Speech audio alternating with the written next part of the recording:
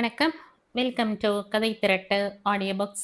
இந்த வீடியோவில் நம்ம என்ன கதை கேட்க போகிறோம்னா, தந்தையின் கடன் சிறுகதை. நம்ம சேனலை இது வரைக்கும் சப்ஸ்கிரைப் பண்ணாதவங்க சப்ஸ்கிரைப் பண்ணுங்க. பக்கத்தில் இருக்கிற பெல் ஐக்கானை கிளிக் பண்ணி ஆல்ங்கிற ஆப்ஷனை ப்ரெஸ் பண்ணுங்க. ஸோ தட் நான் போடுற கதைகளை உடனுக்குடனே நீங்கள் கேட்கலாம். வாங்க கதைக்குள்ளே போகலாம். நாகசாமி தன் மகனிடம் எதை எதிர்பார்த்தார்? அவருக்கு மகன் பிறந்தான் என கேட்டபோது பிறந்த குழந்தைக்கு உடல் ஊனம் எதுவும் இருக்கக்கூடாதே என கவலைப்பட்டார். ரெக்ஸின் விரிப்பின் மேல் கிடத்தப்பட்டிருக்கும் குழந்தையின் அருகே அமர்ந்து குழந்தைக்கு விளையாட்டு காட்டும் பாவனையில் அதன் முகத்துக்கு நேராக கையை சொடுக்கத் தொடங்கி இந்த புறமும் அந்த புறமுமாய் கைகளை நகர்த்தி கொண்டே போய் நகரும் சப்தத்தை குழந்தையின் பார்வை பின் தொடரும் போது அவருக்குள் ஒரு திருப்தி. தன் மகன் பார்வையில் தீர்க்கம், கேட்கும் உணர்வும் தீட்சண்யம் என்பதில் நிம்மதி. நடக்கத் தொடங்கிவிட்ட காலத்து தன் மகன் ஊனம் என்ற கேலிக்கு ஆளாக வேண்டி இருக்காது என்ற ஒரு நிறைவு. இப்படி தன் மகனுக்கு உடலில் எந்த ஊனமும் இல்லை என்பதை அறிந்து மகிழ்வு பெற்ற நாகசாமிக்கு தந்தையின் உணர்வோடும் தவிப்போடும் மகன் ராஜேந்திரனின் வளர்ச்சியை அணு அணுவாய் ஆராய்ந்து வந்தவருக்கு அவன் படிக்க தொடங்கிய போது இதுவரை அவர் கண்ட வெற்றிக்கெல்லாம் சவாலாக சமாதி கட்டுவதாக இருந்தது. ஏபிசிடியில் இருந்து ஆனா ஆவன்னா வரை தமிழ், ஆங்கிலம், ஹிந்தி என்ற எந்தவித பேதமும் இன்றி சுத்தமாய் அவன் மனதில் தங்க மறுத்தது. அன்று தொடங்கியதுதான் அவரது அமைதிக்கு அலைக்கழிப்பு.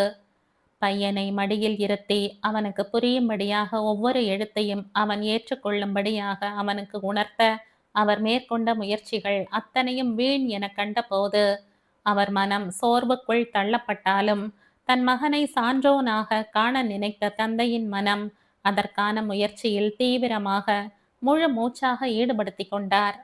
அன்பு பயன் தரவில்லை. அடுத்து கையாளத் தொடங்கியது அடி உதை. அவனை அடித்துவிட்டு அடிப்பட்டவன் அமைதியாக தூங்கினாலும் அடித்தவர் மனம் அழுது புலம்பும். அவர் மட்டுமா அழுவார்? தன் பிள்ளை வாங்கும் ஒவ்வொரு அடியும் தன் இருதயத்தில் ஏறி மிதிப்பதை போன்ற வேதனையில் துடிப்பவள் தாய் பார்வதி. மகளை கண்டிக்கும் உரிமை தந்தைக்கு உண்டு. ஆனால் அதை தாங்கும் சக்தி தாய்க்கு இல்லை. உங்க கையால அடிபட்டு சாகிறதுக்குள்ள இந்த புள்ளைய பெத்ததை விட நான் மலடிங்கிற அவ பெயரை சுமந்திருக்கலாமே என்ற மனம் குமருவாள். எதிர்த்து தடுக்க துணிவு வராது.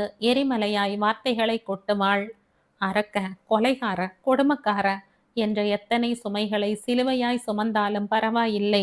தன் மகனை சான்றோனாக காண வேண்டும் என்ற கொள்கையில் இருந்து இம்மியும் இறங்கி வர வாய்ப்பின்றி கடுமையாய் கருங்கல் பாறையாய் தன்னை உறுதிப்படுத்தி கொண்டு செயல்பட்டார் நாகசாமி. பிள்ளைக்கு படிப்பு வளர வேண்டும் என்ற எண்ணம் தந்தை. தன் பிள்ளை அடியும் உதையும் பெற கருப்பொருளாக அமையும் கல்வியே தன் மகனுக்கு தேவை இல்லை என போராடும் தாய். இவ்விருவரின் கவலைகளையோ போராட்டங்களையோ எதை பற்றிய சிந்தனைக்குள்ளும் தன்னை ஆழ்த்தி கொள்ளாது தன் புத்திக்கு பட்டதை ஏற்பதும் மனம் விரும்பியபடி செயல்படுவதுமாக வளர்ந்துவிட்ட காரணத்தால் ராஜேந்திரனுக்கு படிப்பு எட்டாத தொடுவானமாக போய்விட்டது. அடுத்து அவனுக்காக பிரிண்டிங் பிரஸ்ஸில் வேலைக்கு ஏற்பாடு செய்து வந்தார். அந்த நல்ல செய்தியை சொல்ல வாசல் திண்ணையிலேயே காத்து கிடந்தார் நாகசாமி. சாப்பிட அழைத்தாள் பார்வதி. பய வரட்டும். மகனை பற்றி இத்தனை கனிவாக பேசி எத்தனை நாட்கள் கடந்து விட்டன. அதிசயமாக பார்க்கிறாள் பார்வதி. இந்த பயலுக்கு படிப்பு ஏறல. அடுத்து என்னென்ன பேச்சுக்கள், திட்டுக்கள், வசவுகள் புறப்படுமோ என்று அஞ்சுகிறாள். மனதில் எழும் பயத்தை சமாளித்து கொண்டு பேசுகிறாள் பார்வதி. அவனுக்கு அதிர்ஷ்டம் இல்லையோ, நமக்கு கொடுப்பினை இல்லையோ, அவனும் தான் கஷ்டப்பட்டு படிக்கணும்னு நினைச்சான். அக்கறை எடுத்து படிச்சா முடியாதுங்கிறது இல்லை. அவனை தட்டி கேட்டா உனக்கு கசப்பு. பார்வதி பதிலே பேசவில்லை. அது முடிஞ்சு போன கதை. இப்போ உன் பிள்ளைக்கு வேலை தேடி வந்திருக்கேன். அதுலையாவது நிலச்சி நிற்க சொல்லு. வெளியே போனவன் முன்ன பின்ன வந்தாலும் நீங்க வாங்க சாப்பிட. அவனுக்காக காத்திருக்க வேண்டாம். வந்துருட்டும், சேர்ந்து சாப்பிடலாம் என்று சொல்லிவிட்டு மேல் தொண்டை விரித்து திண்ணையிலேயே சாய்ந்து விட்டார். பால்காரன் வந்தான், வேலைக்காரி வந்தாள், பூக்காரன் வந்தான். ஒவ்வொருவர் வந்த போதும் தலையை தூக்கி பார்த்துவிட்டு மீண்டும் படுத்து கொண்டார். விளக்கேற்றும் நேரத்திலாவது நிச்சயமாக எழுந்திருப்பார் என்று பார்வதி வாசலுக்கு வந்து எட்டி பார்த்தபோது திண்ணை காலியாக இருந்தது. அவரும் எழுந்து வெளியே போய்விட்டார். போனவர் இருட்டி வெகு நேரத்துக்கு பின் தான் வீடு திரும்பினார். அப்பொழுதும் மகன் திரும்பவில்லை என்பதை புரிந்து கொண்டார். உருப்படாத பைய, எக்கேடு கெட்டு போகட்டும் என்று படுக்கப் போய்விட்டார்.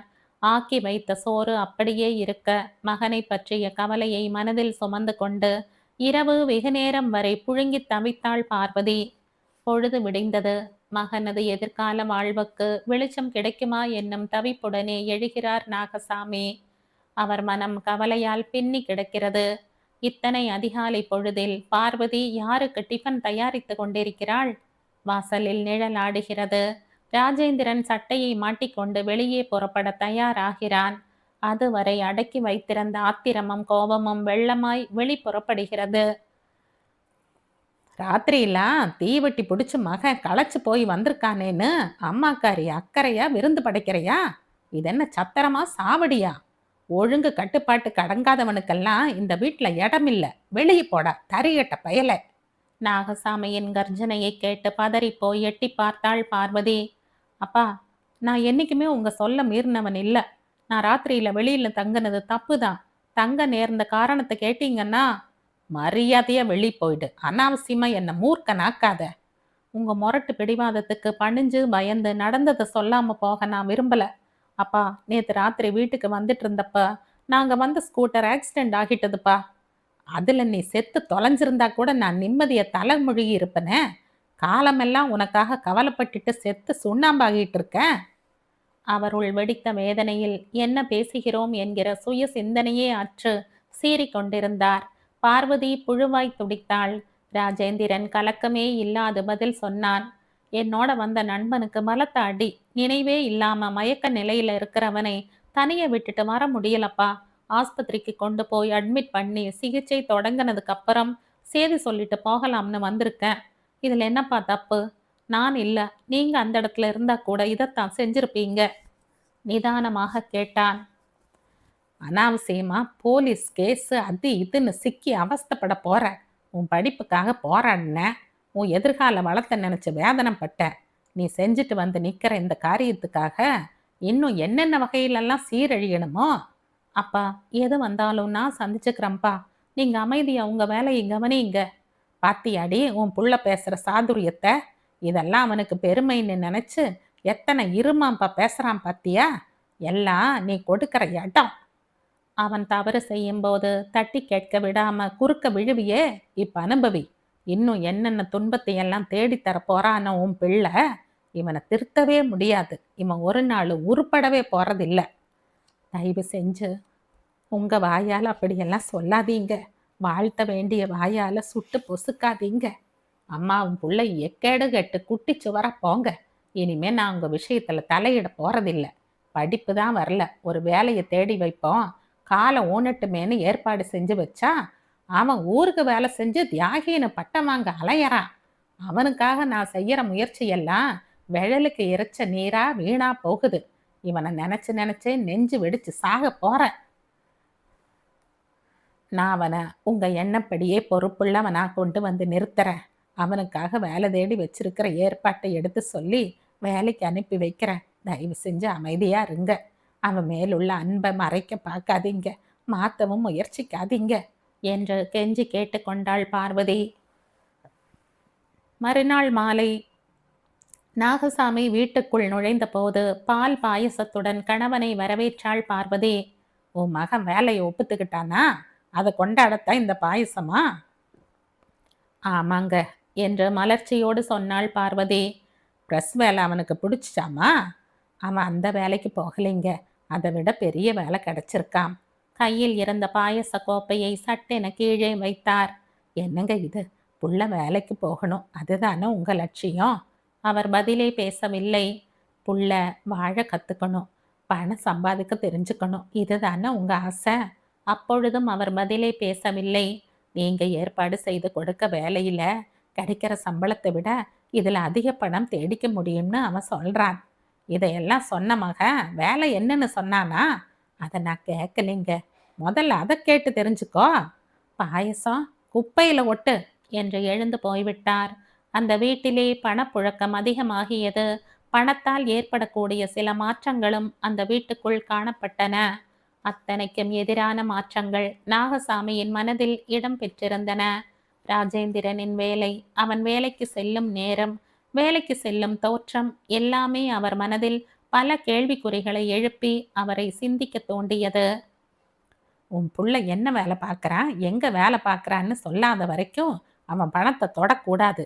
மீறினா என்னை இந்த வீட்டிலேயே பார்க்க மாட்டேன் என்று கடுமையாக சொன்னபோது பார்வதியின் அன்பு மனத்தால் ஏற்றுக்கொள்ள முடியாது சீறினாள். என் புள்ள படிக்காத போது திட்டினீங்க, பொறுத்துக்கிட்ட. படிக்கலைனாலும் பரவாயில்ல, அவன் படிப்புக்கேற்ற வேலையா தேடி 4 காசு சம்பாதிக்க துப்பு வேண்டாமான்னு கேட்டீங்க, ஒப்புத்துக்கிட்ட. இப்போ அவன் 4 காசு தேட தெரிஞ்சவன், 4 பேரை போல வாழ தெரிஞ்சவன். அதுக்காக அவனை பாராட்ட வேண்டாம், பெருமைப்பட வேண்டாம். அவதூறா பேசி அவனை படுத்தாமலாவது இருக்கலாம் அல்லவா? அவனும் அவமானப்பட்டு நம்மையும் அவமானத்துக்குள்ளாக்கி தலை குனிஞ்சு நிற்கிற நிலை ஏற்பட்டுடக்கூடாதுன்னு தான் எச்சரிக்கையோடு இருக்க நினைக்கிற. பாசம் என் கண்ணை மறைக்குது, அவன் கொண்டு தரும் பணம் உன் மனத்தை நிறைக்குது. ஆனால் உண்மை என்னன்னு தெரியாத வரைக்கும் கவலை என் நெஞ்சத்தை கரையானா அரிக்கத்தான் செய்யும். உண்மை நிலை என்னங்கிறத உணர்ந்து உனக்கும் உணர்த்துறேன் சொல்லிவிட்டாரே தவிர அது அத்தனை சுலபமானதல்ல என்பதை விரைவிலேயே புரிந்து கொண்டார். நீ வேலை செய்கிற கம்பெனியோட பேர் என்ன என கேட்டபோது ராஜேந்திரன் சொன்ன பெயரில் உள்ள கம்பெனியை அவன் அறியா வண்ணம் தேடித் திரிந்தார். அப்படி ஒரு கம்பெனி அந்த ஊரிலேயே இல்லை என தெளிவுற தெரிந்தபோது அவர் இதயத்துள் வேதனை கரும் பொட்டு போல் உதித்தது. ஒரு நாளாவது நீ வேலை செய்கிற இடத்துக்கு என்னை அழைச்சிட்டு போயேன், அங்கேயே எனக்கும் கூட ஒரு வேலை கிடைச்சா பார்க்கலாமே என்றார். அந்த வேலையெல்லாம் உங்களுக்கு சரிப்பட்டு வராது. ஆமாம், தெரியாம தான் கேட்குறேன்.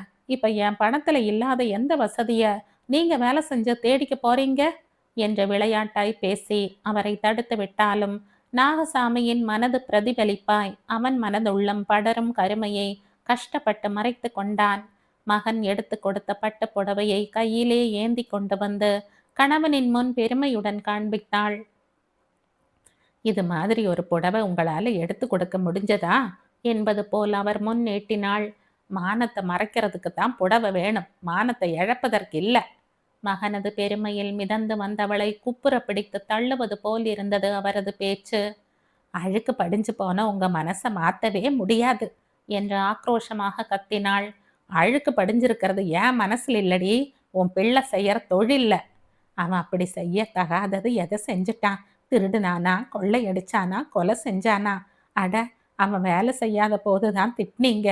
இப்போ அவனா ஒரு வேலையை தேடி 4 காசு கை குளிர கொண்டு வரான்ல, சந்தோஷமா அனுபவிச்சுட்டு அமைதியா இருக்க வேண்டியது தானே. சம்பாதிக்க துப்பில்லைன்னு குத்தி குத்தி அவன் மனசை நோகடிச்சிங்க. சாப்பிட தட்டு முன்னே உட்காரும் போதெல்லாம் தண்டச்சோறுன்னு கேவலமா பேசி கண் கலங்க வச்சிங்க. அமைதியை தேடி புத்தகத்தை எடுக்கும் போதெல்லாம் வெட்டி பையன்னு அவன் அறிவை கிழிச்செறிஞ்சிங்க.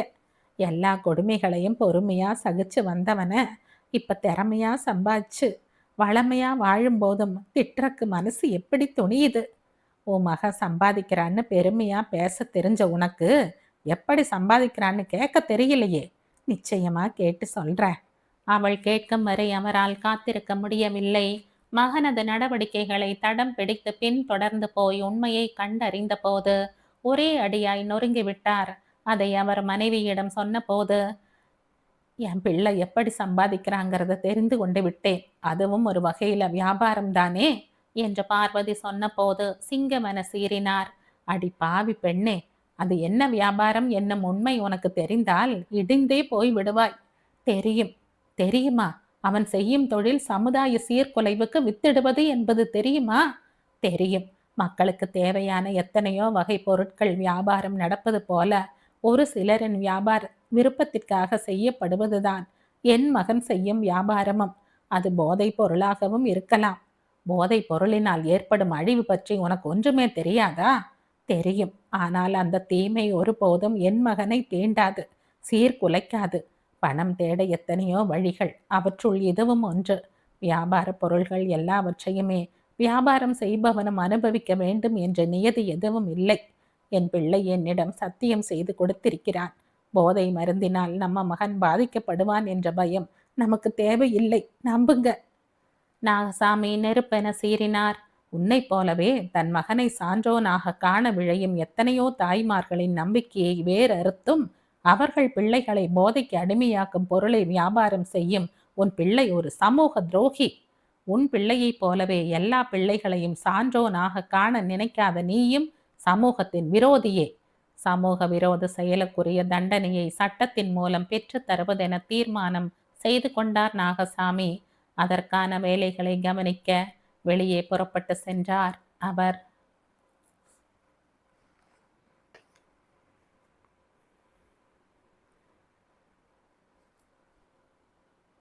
இதோடு இந்த கதை முடியுது. இந்த கதை உங்களுக்கு பிடிச்சிருந்தா லைக் பண்ணுங்க, ஷேர் பண்ணுங்க, சப்ஸ்கிரைப் பண்ணுங்க. மற்றும் ஒரு இன்ட்ரெஸ்டிங்கான கதையோட அடுத்த வீடியோவில் சந்திப்போம். பாய். தேங்க்யூ.